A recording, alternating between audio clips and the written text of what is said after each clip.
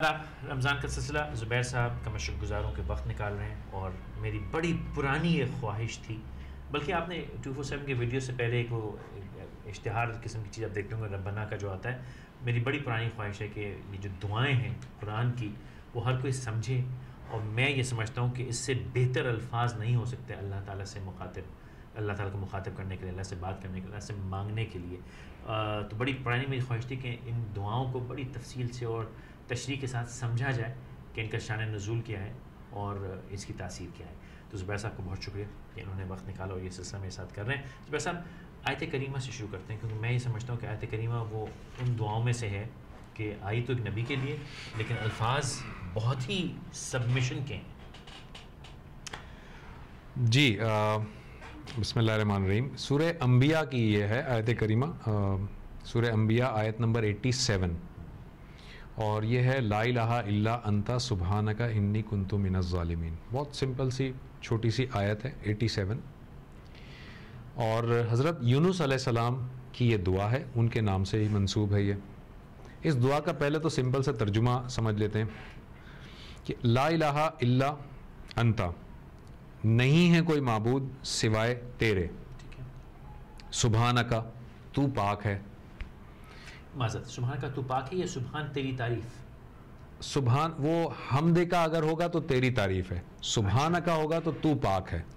تو پاک ہے کا مطلب تو ہر عیب سے پاک ہے، ہر نقص سے پاک، کوئی نقص تیرے اندر نہیں ہے، کوئی عیب نہیں ہے، تو پاک ہے. سبحان کا انی کنت من الظالمین، بے شک میں ہی ظالموں میں سے ہوں. یعنی آیت جو ہے یہ اس کے 3 حصے ہو گئے، 3 ٹکڑے ہیں یہ. جو پہلا حصہ ہے اس میں آپ رب العالمین کو یہ کہہ رہے ہیں کہ یا اللہ میں یہ اعتراف کرتا ہوں کہ اس کائنات میں تیرے علاوہ کوئی معبود نہیں ہے. ٹھیک ہے. دوسرا میں یہ اعتراف کرتا ہوں کہ تو ہر برائی سے، ہر عیب سے پاک ہے. اور تیسرا اعتراف میں یہ کرتا ہوں کہ میں ہی ظالموں میں سے ہوں، میں نے اپنے اوپر ظلم کیا ہے. جو کچھ میرے ساتھ ہو رہا ہے اس میں تیرا کوئی قصور نہیں ہے، تیرا نہیں ہے، میں نے ظلم کیا ہے. اب وہ ظلم کیا ہے اس کے لیے ذرا ہمیں اس کی ہسٹری میں جانا پڑے گا. دیکھیں حضرت یونس علیہ السلام کے بارے میں جو ہے، حضرت یونس علیہ السلام بابل کی قوم کی طرف بھیجے گئے تھے، بیبلونیا جسے ہم کہتے ہیں، بابل کی قوم کی طرف بھیجے گئے تھے. اللہ تعالیٰ کا ایک سنت ہے اللہ تعالیٰ کی کہ جب وہ اپنے پیغمبر کو کسی قوم کی طرف بھیجتا ہے تو پیغمبر کو جو بھی ہدایت آتی رہتی ہے، پیغمبر اپنی قوم کو تعلیمات دیتا رہتا ہے.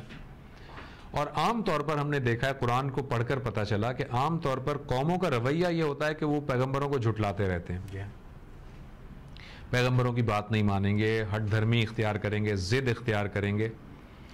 تو ہر پیغمبر، چاہے آپ حضرت ہود علیہ السلام، صالح علیہ السلام، شعیب علیہ السلام، لوط علیہ السلام، نوح علیہ السلام، جتنے بھی پیغمبروں کی واقعات بیان ہوئے ہیں قرآن مجید میں، اللہ تعالیٰ کی چونکہ یہ سنت رہی ہے کہ جب کبھی قوم جو ہے وہ ان کو پیغام پہنچایا جاتا ہے اور قوم ہٹ دھرمی پر اتر آتی ہے تو اللہ تعالیٰ ایک خاص وقت تک قوم کو ڈھیل دیے جاتا ہے، اور ایک خاص وقت تک پیغمبر کو صبر کی تلقین بھی کی جاتی رہتی ہے کہ تم صبر کرو، بس تم اپنا پیغام پہنچاتے جاؤ، یہ کرتے ہیں کرنے دو. اور پیغمبر جو ہے وہ آخری حد تک اپنا پیغام پہنچاتا ہے.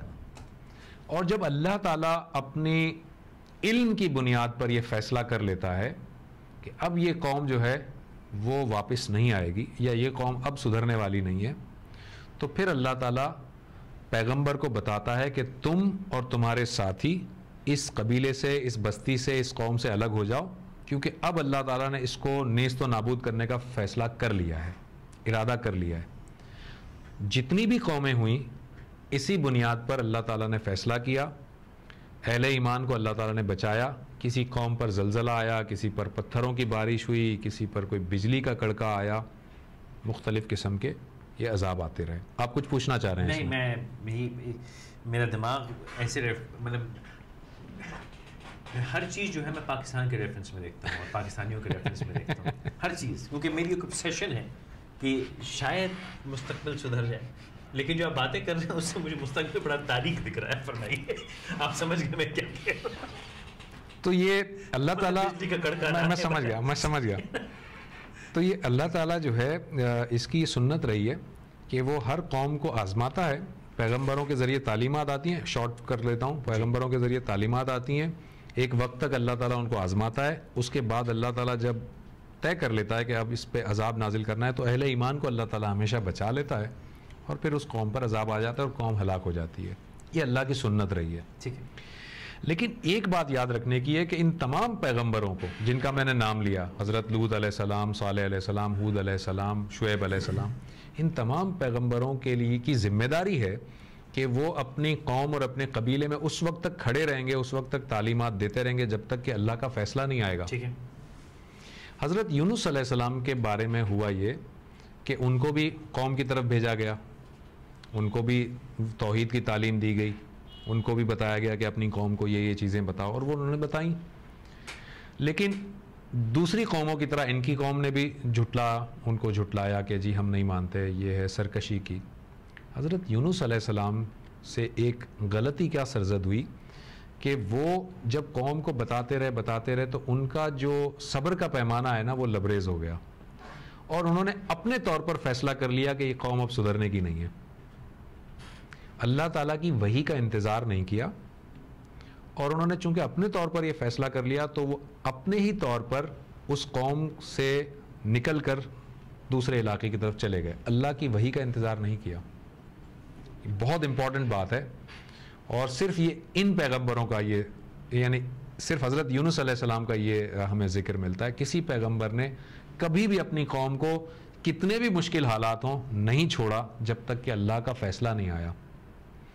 یہ چھوڑ کر چلے گئے. اب ہوا یہ کہ یہ جب اپنی قوم کو چھوڑ کر چلے گئے تو دیکھتے ہیں کہ کوئی دریا ہے جہاں پر ایک کشتی موجود ہے اور مسافر بیٹھ رہے ہیں, تو یہ بھی اس کشتی میں سوار ہو گئے, یہ سوچ کر کہ میں اب اس قوم سے چلا ہی جاؤں, دور ہی چلا جاؤں.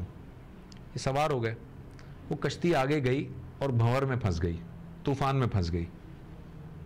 اس زمانے کی جو روایات تھیں, ہر جگہ کی رسم و رواج ہوتے ہیں, تو اس زمانے کے جو رسم و رواج تھے وہ یہ تھے کہ جب کبھی کشتی پھنس جاتی تھی بھنور میں, طوفان میں, تو وہ یہ سمجھتے تھے, ان کا یہ بیلیو تھا کہ ہماری کشتی میں کوئی ایسا غلام موجود ہے جو اپنے آقا سے فرار ہو کر آیا ہے, اور وہ اس غلام کو پکڑ کر سمندر میں پھینک دیتے تھے اور کشتی بچ جاتی تھی, مطلب طوفان سے نکل آتی تھی. یہ ان کا ایک ٹریڈیشن تھا.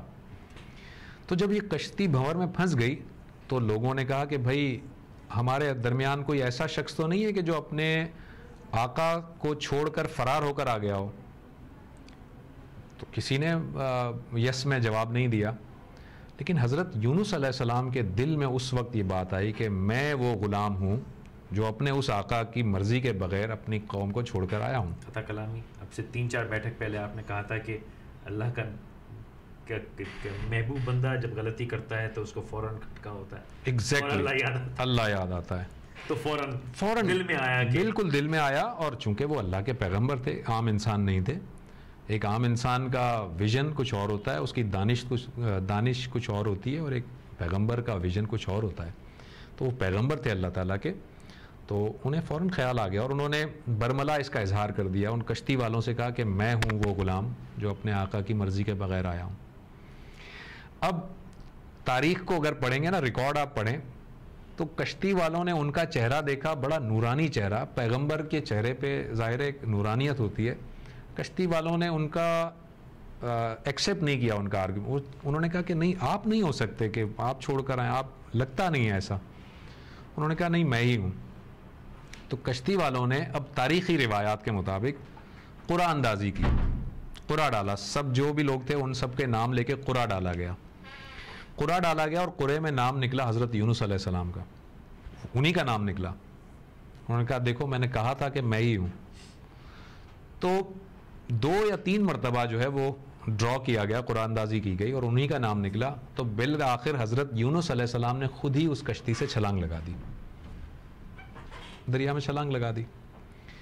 اور جب دریا میں چھلانگ لگا دی وہ کشتی تو بچ گئی, چلی گئی. وہ اللہ تعالیٰ نے وہاں پر اب مچھلی کو حکم دیا کہ میرا یہ بندہ ہے اور اس کو نگل لو, لیکن خبردار کہ اس کو کوئی تکلیف نہیں پہنچنی چاہیے, اس کو زندہ نگلنا ہے صرف. اور حضرت یونس علیہ السلام کو مچھلی نے اللہ کے حکم سے نگل لیا. یہ مختلف قرآن مجید میں مختلف جگہوں پر یہ واقعات موجود ہیں جن کو میں ایک ساتھ کمبائن کر کے آپ کو بتا رہا ہوں. نگل لیا. اب حضرت یونس علیہ السلام جب اس مچھلی کے پیٹ میں تھے تو ان کو اپنی اس خطا کا احساس ہوا اور بڑا شدت سے احساس ہوا. یہاں میں قطع کلام میں کہنا چاہوں گا، یعنی اللہ تعالیٰ نے سخت آزمائش بھیجی، انتہائی سخت، انتہائی سخت. مطلب اس سے سخت ہو نہیں سکتی. اس کو میں قید سے بھی، قید کیسی قید؟ آپ دیکھیں کہ وہ ایک شخص ہے جو ایک چھوٹے سے پیٹ میں بند ہے اور زندہ ہے. یا تو کوئی شخص مر جائے، ختم ہو جاتی بات. زندہ ہے، اب زندان میں ہے، قید میں ہے، سخت آزمائش ہے، لیکن اللہ تعالیٰ حکم کر رہا ہے کہ تکلیف نہیں پہنچانی ہے، اس کو صرف ڈرانا ہے. تکلیف نہیں کہ یہ سدھر ہاں، تکلیف نہیں پہنچانے کا مطلب کہ اس کے جسم کو کھانا نہیں ہے. ہاں، تکلیف سے مطلب جسمانی تکلیف کوئی نہیں پہنچے گی اس کو. نہیں، میں اسی کی وضاحت کر دوں تاکہ یہ بات کہیں کنفیوز نہ ہو جائے. یعنی مچھلی کو حکم دیا کہ میرے اس بندے کو تمہیں کھانا نہیں ہے، نگل لینا ہے. لیکن جب مچھلی انہیں نگل لے گی تو اس مچھلی کے پیٹ کی گرمی کی وجہ سے ان کی باڈی کو تو تکلیف پہنچے گی. ٹھیک ہے، وہ تکلیف نہیں، وہ تو پہنچے گی. ڈیمیج نہیں ہے، ڈیمیج کوئی نہیں. ہاں، ڈیمیج کوئی نہیں، کیونکہ جب واپس آنا ہے تو صحیح حال میں پہنچنا ہے. ایگزیکٹلی، ڈیمیج کوئی نہیں ہو رہا، ڈیمیج نہیں ہو رہا، لیکن انتہائی کڑی آزمائش، انتہائی کڑی آزمائش. اور یہ اگر میں یوں اس پہ اٹکا ہوں کہ بہت سے لوگ تکلیف میں آتے ہیں، آزمائش میں آتے ہیں، اور وہ اگر اس مثال کو اور فوراً کیا ہوتا ہے، آیت کریمہ کا بھائی وہ ختم کر لو، 1.25 لاکھ پڑھ لو، 2 لاکھ پڑھ لو. اور یہ بڑی مجھے کرب ہے اس کا کہ لوگ کہتے ہیں یہ بڑی گرم ہے، اور وہ اس کے وہ ختم ہو رہے ہوتے ہیں، اور خواتین گھر کی بیٹھ جاتی ہیں، اور 1.25 لاکھ 2 لاکھ. اور میں اکثر سے پوچھتا ہوں کہ آپ کو پتہ ہے آپ کیا پڑھ رہے ہیں؟ وہ نہیں پتا، کسی کو نہیں پتا ہوتا کیا پڑھ رہے ہیں. تو یہ جو آپ نے بات کہی نا کہ اس کو کوئی ڈیمیج نہیں کرنا ہے، لیکن تپا دینا ہے کہ سدھر جاؤ اور سمجھ لو، اپنی غلطی کو دیکھ لو، اور اگر سمجھ گئے یہی تو آزمائش اللہ تعالیٰ اپنے بندوں. اچھا میں ایک اور بات بتاؤں، جس کیلیبر کا جو بندہ ہوتا ہے نا اس کی آزمائش بھی اسی لیول کی ہوتی ہے. یہ بات یہ یاد رکھیے گا، نبی کے کیلیبر کی آزمائش عام جیسا میرا جیسا کوئی مطلب چھوٹا موٹا آدمی جو ہے نا وہ اس آزمائش کے لیے نہیں ہوتا. اور نبی کی آزمائش، نبی کی آزمائش یہ حضرت ابراہیم علیہ السلام ہی ہو سکتے ہیں جن سے کہا جائے کہ اپنے بیٹے کو ذبح کر دو. یہ کوئی مطلب عام وہ زبیر احمد نہیں ہو سکتا، آپ کی آزمائش ہو ہی نہیں سکتا، سوال ہی نہیں پیدا ہوتا. تو اللہ تعالیٰ ہر ایک کا کیلیبر، ہر ایک کی رسپانسبلٹی دیکھ کر اسے آزماتا ہے، اور بڑی کڑی آزمائش تھی وہ. اور یہاں پہ پھر بچنے کا طریقہ، ایک چھوٹا سا وقفہ لوں گا، پھر آگے چلیں گے. چھوٹا سا